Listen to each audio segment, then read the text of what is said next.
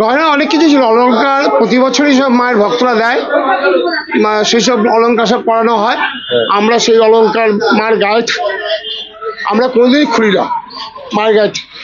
আজ থেকে 14 বছর আগে একবার হয়েছিল, আমরা সব প্রশাসনকে জানিয়েছিলাম, সব নেতা ফেতা সবাই এসেছিলেন। আজ কিন্তু সেই জিনিস আমাদের কোনো উদ্ধার হয়নি। নিরাপত্তা ব্যবস্থা ঢিলেঢালা, এটা তো বাধ্য বলতে হবে, কেন আজ থেকে 14 বছর আগে একবার হলো, তখন যদি কথা দিয়েছিলেন যে হ্যাঁ এই জিনিস সব উদ্ধার হবে, কিন্তু উদ্ধার হয়নি। তো 14 বছর পরে আবার মন্দিরে সেই চুরি হলো। জানি না কতটুকু কি হবে।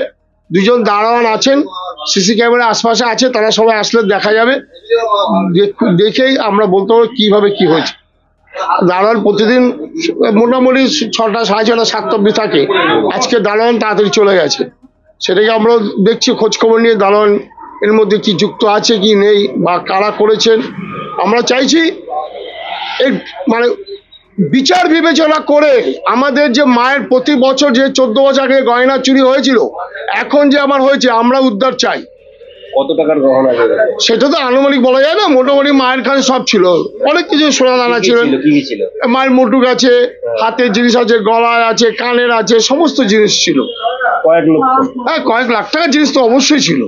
তখনকার দিনেও গেছিল আপনার অনেক মাল, 20-25 ভরি সোনা গেছিল, এখনো গেল। এখন আনুমানিক এখন তো আন্দাজিত বলা যাচ্ছে না, এগুলো তো আমাদের হিসাব আছে কতটা ধরে, তো ভালো জিনিস গেছে প্রচুর।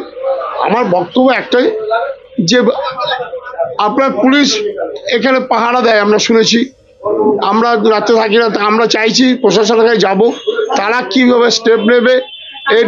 আমরা চাই উদ্ধার থেকে যারা চুরি করেছে তাদের ধরার জন্য আমরা বারবার আবেদন জানাবো প্রশাসনের কাছে।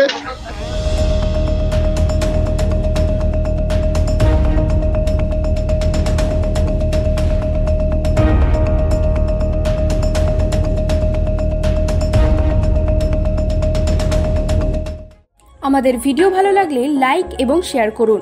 কমেন্ট সেকশনে গিয়ে জানান আপনাদের মতামত। আরও ভিডিও পেতে আমাদের চ্যানেল সাবস্ক্রাইব করুন এবং প্রতি মুহূর্তে খবরের আপডেট পেতে প্রেস করুন বেল আইকন।